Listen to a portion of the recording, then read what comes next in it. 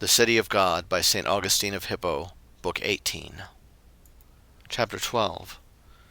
During this period, that is, from Israel's exodus from Egypt down to the death of Joshua the son of Nun, through whom that people received the land of promise, rituals were instituted to the false gods by the kings of Greece, which by stated celebration recalled the memory of the flood, and of men's deliverance from it, and of that troublous life they then led in migrating to and fro between the heights and the plains. For even the Luperci, when they ascend and descend the sacred path, are said to represent the men who sought the mountain summits because of the inundation of water, and returned to the lowlands on its subsidence. In those times Dionysus, who was also called Father Liber, and was esteemed a god after death, is said to have shown the vine to his host in Attica. Then the musical games were instituted for the Delphic Apollo, to appease his anger, through which they thought the regions of Greece were afflicted with barrenness, because they had not defended his temple, which Danaus burnt when he invaded those lands, for they were warned by his oracle to institute these games. But King Erichthonius first instituted games to him in Attica, and not to him only, but also to Minerva, in which games the olive was given as the prize to the victors, because they relate that Minerva was the discoverer of that fruit, as Liber was of the grape. In those years Europa is alleged to have been carried off by Xanthus king of Crete, to whom we find some give another name, and to have borne him Rhadamanthus, Sarpedon, and Minos, who are more commonly reported to have been the sons of Jupiter by the same woman. Now those who worship such gods regard what we have said about Xanthus king of Crete as true history. But this about Jupiter, which the poets sing, the theatres applaud, and the people celebrate, as empty fable got up as a reason for games to appease the deities, even with the false ascription of crimes to them. In those times Hercules was held in honour in Tyre, but that was not the same one as he whom we spoke of above. In the more secret history there are said to have been several who were called Father Liber and Hercules.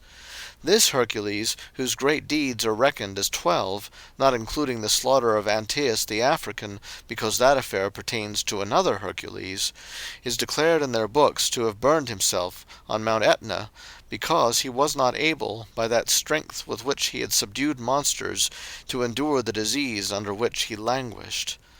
At that time the king, or rather tyrant Busiris, who is alleged to have been the son of Neptune by Libya the daughter of Epaphus, is said to have offered up his guests in sacrifice to the gods. Now it must not be believed that Neptune committed this adultery, lest the gods should be criminated, yet such things must be ascribed to them by the poets and in the theatres, that they may be pleased with them.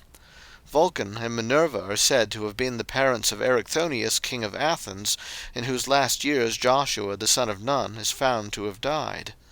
But since they will have it that Minerva is a virgin, they say that Vulcan, being disturbed in the struggle between them, poured out his seed into the earth, and on that account the man born of it received that name.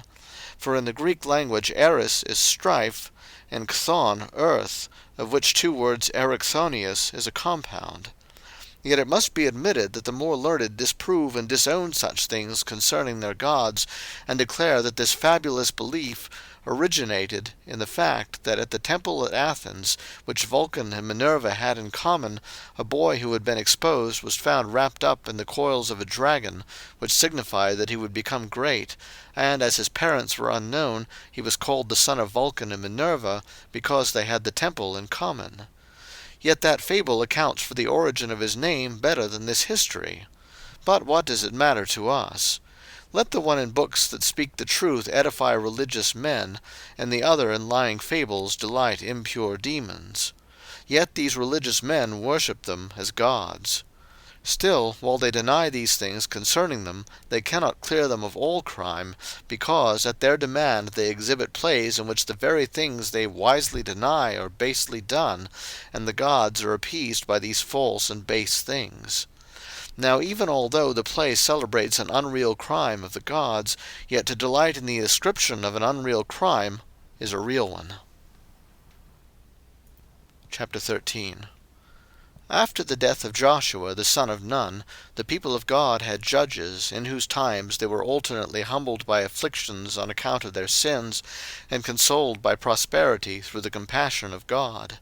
In those times were invented the fables about Triptolemus, who, at the command of Ceres, borne by winged snakes, bestowed corn on the needy lands in flying over them; about that beast the Minotaur, which was shut up in the labyrinth, from which men who entered its inextricable mazes could find no exit; about the centaurs, whose form was a compound of horse and man; about Cerberus, the three-headed dog of hell; about Phrixus and his sister Hellas, who fled, borne by a winged ram; about the Gorgon, whose hair was composed of serpents, and who turned those who looked on her into stone; about Bellerophon, who was carried by a winged horse called Pegasus; about Amphion, who charmed and attracted the stones by the sweetness of his harp; about the artificer Daedalus and his son Icarus, who flew on wings they had fitted on; about Oedipus, who compelled a certain four-footed monster with a human face, called a Sphinx, to destroy herself by casting herself headlong,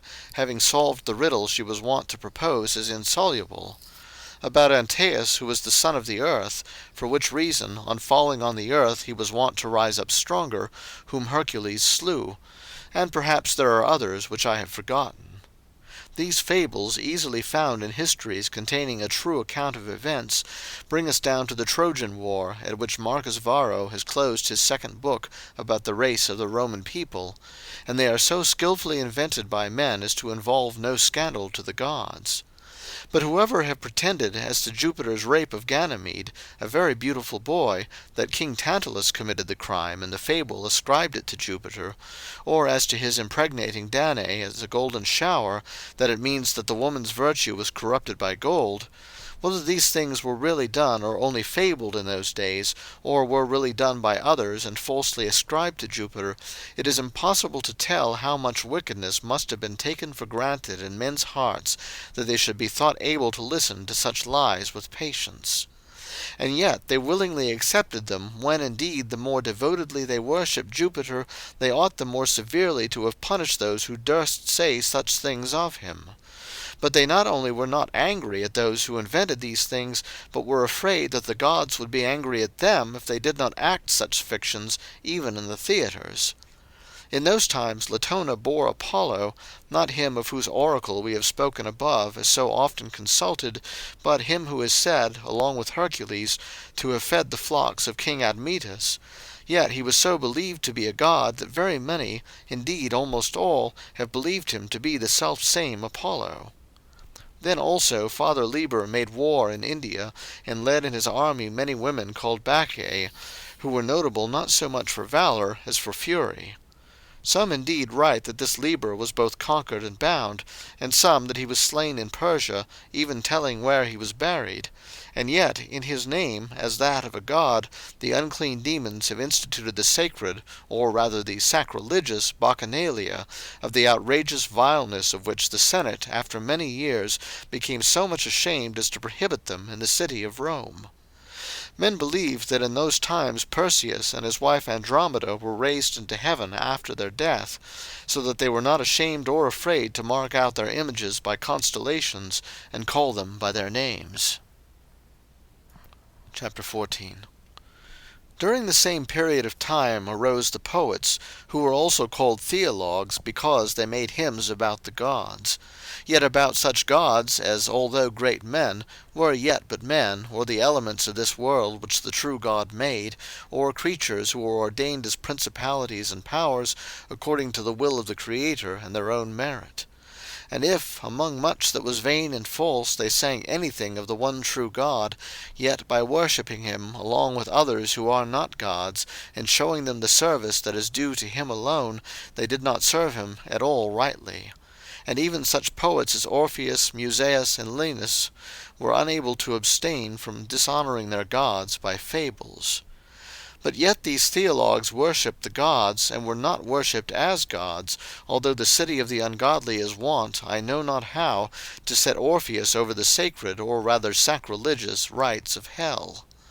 The wife of King Athamas, who was called Ino, and her son Melicertes, perished by throwing themselves into the sea, and were, according to popular belief, reckoned among the gods, like other men of the same times, among whom were Castor and Pollux. The Greeks indeed called her who was the mother of Melicertes Leucothea, the Latins Matuta, but both thought her a goddess. Chapter 15. During those times the kingdom of Argos came to an end, being transferred to Mycene, from which Agamemnon came, and the kingdom of Laurentum arose, of which Picus the son of Saturn was the first king, when the woman Deborah judged the Hebrews.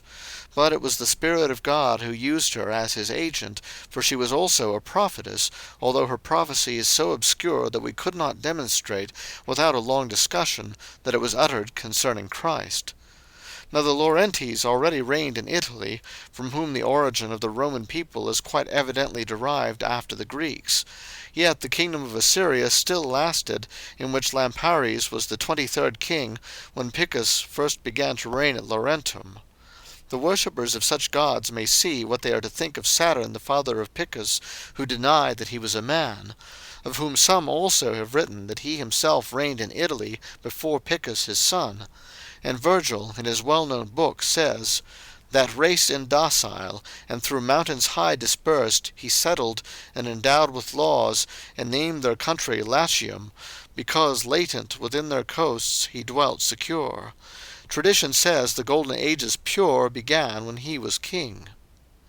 But they regard these as poetic fancies, and assert that the father of Picus was Sterces rather, and relate that being a most skilful husbandman, he discovered that the fields could be fertilized by the dung of animals, which is called stercus from his name. Some say he was called Stercutius. But for whatever reason they chose to call him Saturn, it is yet certain that they made this Sterces or Stercutius a god for his merit in agriculture, and they likewise received into the number of these gods Picus his son, whom they affirmed to have been a famous augur and warrior. Picus begat Faunus, the second king of Laurentum, and he too is, or was, a god with them. These divine honours they gave to dead men before the Trojan War.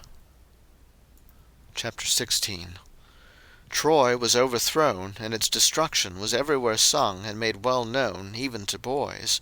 For it was signally published and spread abroad, both by its own greatness and by writers of excellent style. And this was done in the reign of Latinus, the son of Faunus, from whom the kingdom began to be called Latium instead of Laurentum. The victorious Greeks, on leaving Troy destroyed and returning to their own countries, were torn and crushed by diverse and horrible calamities. Yet even from among them they increased the number of their gods, for they made Diomede a god. They allege that his return home was prevented by a divinely imposed punishment, and they prove, not by fabulous and poetic falsehood, but by historic attestation, that his companions were turned into birds. Yet they think that even although he was made a god, he could neither restore them to the human form by his own power, nor yet obtain it from Jupiter his king, as a favour granted to a new inhabitant of heaven. They also say that his temple is in the island of Diomedia, not far from Mount Garganus in Apulia, and that these birds fly round about this temple and worship in it with such wonderful obedience that they fill their beaks with water and sprinkle it. And if Greeks, or those born of the Greek race, come there, they are not only still, but fly to meet them. But if they are foreigners, they fly up at their heads, and wound them with such severe strokes as even to kill them. For they are said to be well enough armed for these combats with their hard and large beaks. Chapter 17. In support of this story, Varro relates others no less incredible about that most famous sorceress Circe, who changed the companions of Ulysses into beasts, and about the Arcadians, who by lot swam across a certain pool, and were turned into wolves there, and lived in the deserts of that region with wild beasts like themselves. But if they never fed on human flesh for 9 years, they were restored to the human form on swimming back again through the same pool. Finally, he expressly names one Demenetus, who, on tasting a boy offered up in sacrifice by the Arcadians to their god Lycaeus according to their custom, was changed into a wolf, and being restored to his proper form in the 10th year, trained himself as a pugilist, and was victorious at the Olympic games. And the same historian thinks that the epithet Lycaeus was applied in Arcadia to Pan and Jupiter for no other reason than this metamorphosis of men into wolves, because it was thought it could not be wrought except by a divine power. For a wolf is called in Greek lukos, from which the name Lycaeus appears to be formed. He says also that the Roman Luperci were as it were sprung of the seed of these mysteries. Chapter 18. Perhaps our readers expect us to say something about this so great delusion wrought by the demons. And what shall we say but that men must fly out of the midst of Babylon? For this prophetic precept is to be understood spiritually in this sense, that by going forward in the living God, by the steps of faith which worketh by love, we must flee out of the city of this world, which is altogether a society of ungodly angels and men. Yea, the greater we see the power of the demons to be in these depths, so much the more tenaciously must we cleave to the mediator, through whom we ascend from these lowest to the highest places. For if we should say these things are not to be credited, there are not wanting even now some who would affirm that they had either heard on the best authority, or even themselves experienced something of that kind. Indeed, we ourselves, when in Italy, heard such things about a certain region there, where landladies of inns, imbued with these wicked arts, were said to be in the habit of giving to such travellers as they chose, or could manage, something in a piece of cheese, by which they were changed on the spot into beasts of burden, and carried whatever was necessary, and were restored to their own form when the work was done. Yet their mind did not become bestial, but remained rational and human, just as Apuleius, in the books he wrote with the title of the Golden Ass, has told, or feigned, that it happened to his own self that on taking poison he became an ass, while retaining his human mind. These things are either false or so extraordinary as to be with good reason disbelieved. But it is to be most firmly believed that Almighty God can do whatever he pleases, whether in punishing or favoring, and that the demons can accomplish nothing by their natural power, for their created being is itself angelic, although made malign by their own fault, except what he may permit, whose judgments are often hidden, but never unrighteous. And indeed the demons, if they really do such things as these on which this discussion turns, do not create real substances, but only change the appearance of things created by the true God, so as to make them seem to be what they are not. I cannot therefore believe that even the body, much less the mind, can really be changed into bestial forms and lineaments by any reason, art, or power of the demons. But the phantasm of a man, which even in thought or dreams goes through innumerable changes, may, when the man's senses are laid asleep or overpowered, be presented to the senses of others in a corporeal form, in some indescribable way unknown to me, so that men's bodies themselves may lie somewhere alive indeed, yet with their senses locked up much more heavily and firmly than by sleep, while that phantasm, as it were embodied in the shape of some animal, may appear to the senses of others, and may even seem to the man himself to be changed, just as he may seem to himself in sleep to be so changed, and to bear burdens. And these burdens, if they are real substances, are borne by the demons, that men may be deceived by beholding at the same time the real substance of the burdens and the simulated bodies of the beasts of burden. For a certain man called Prestantius used to tell that it had happened to his father in his own house, that he took that poison in a piece of cheese, and lay in his bed as if sleeping, yet could by no means be aroused. But he said that after a few days he as it were woke up and related the things he had suffered as if they had been dreams, namely, that he had been made a sumpter horse, and along with other beasts of burden had carried provisions for the soldiers of what is called the Rhaetian legion, because it was sent to Rhaetia. And all this was found to have taken place just as he told, yet it had seemed to him to be his own dream. And another man declared that in his own house at night, before he slept, he saw a certain philosopher, whom he knew very well, come to him and explain to him some things in the Platonic philosophy, which he had previously declined to explain when asked. And when he had asked this philosopher why he did in his house what he had refused to do at home, he said, "I did not do it, but I dreamed I had done it." And thus what the one saw when sleeping was shown to the other when awake by a phantasmal image. These things have not come to us from persons we might deem unworthy of credit, but from informants we could not suppose to be deceiving us. Therefore what men say and have committed to writing about the Arcadians being often changed into wolves by the Arcadian gods, or demons rather, and what is told in song about Circe transforming the companions of Ulysses, if they were really done, may, in my opinion, have been done in the way I have said.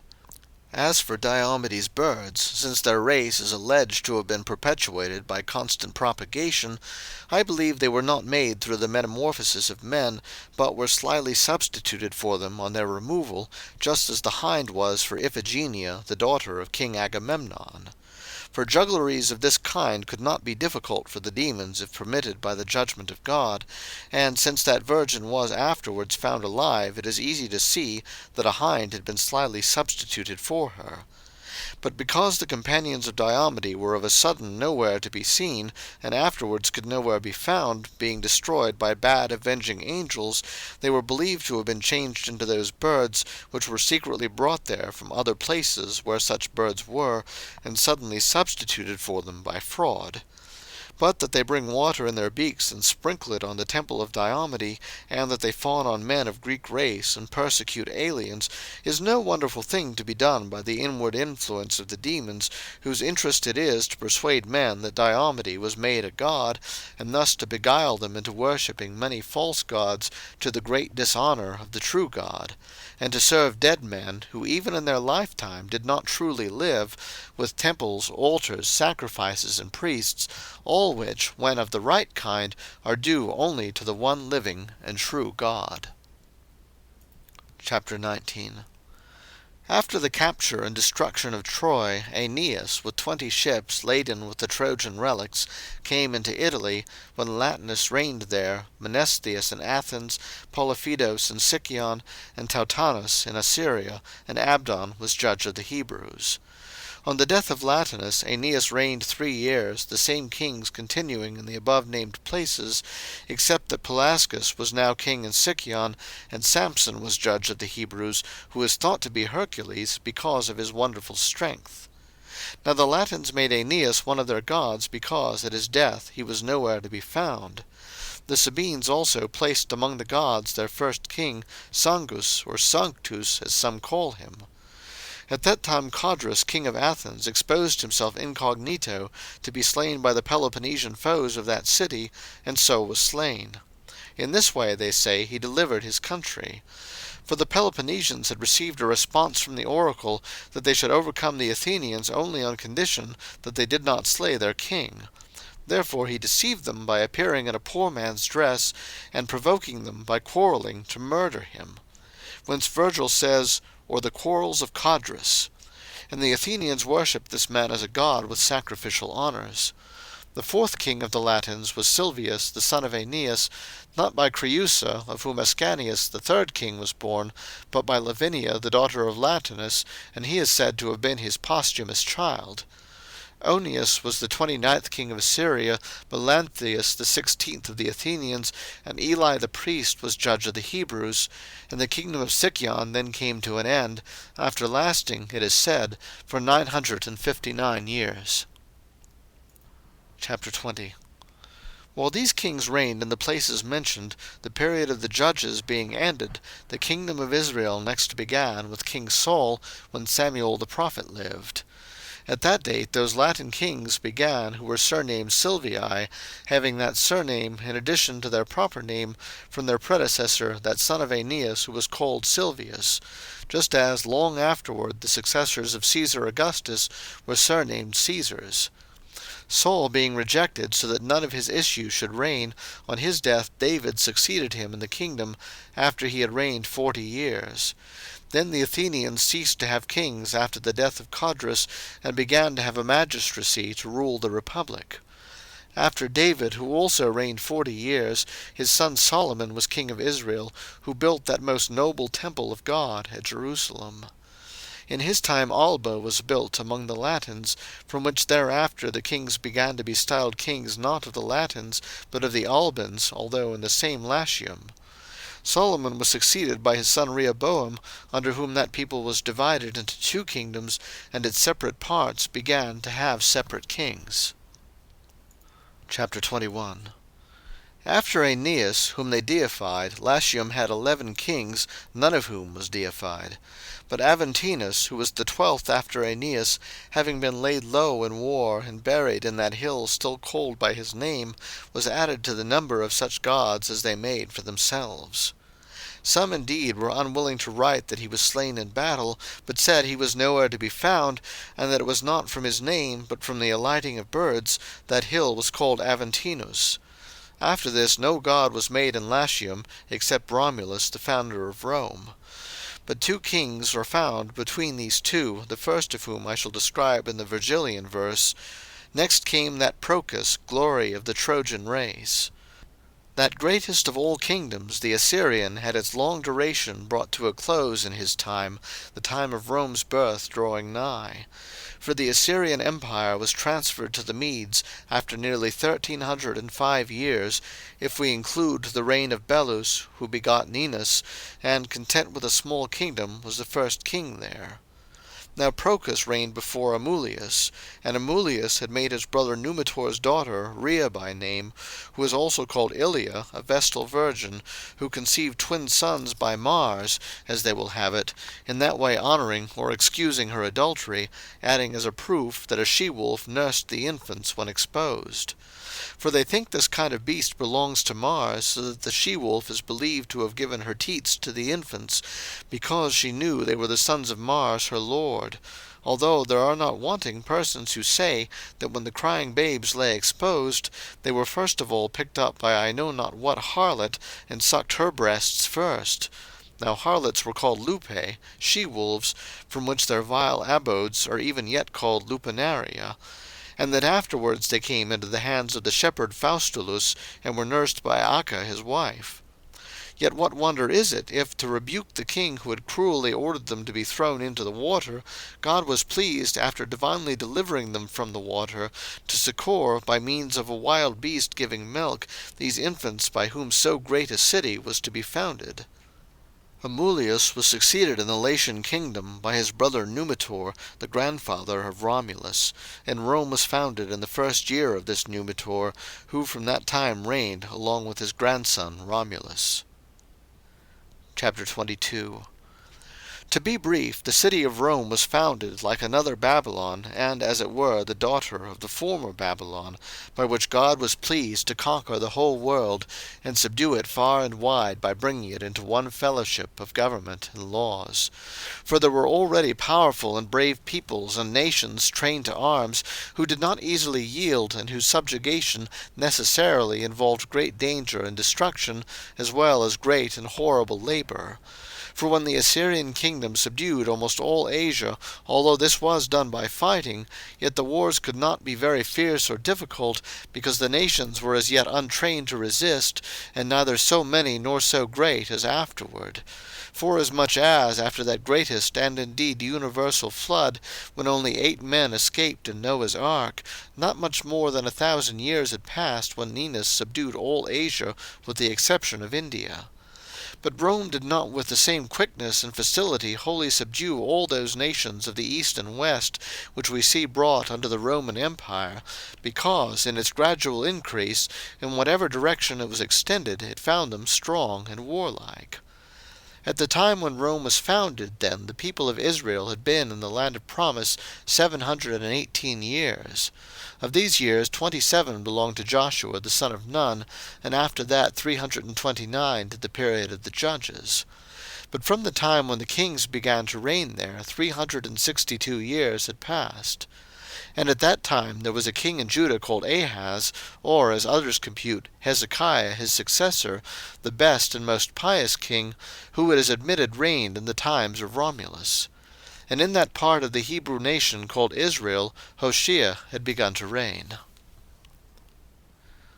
End of Book 18, chapters 12 through 22.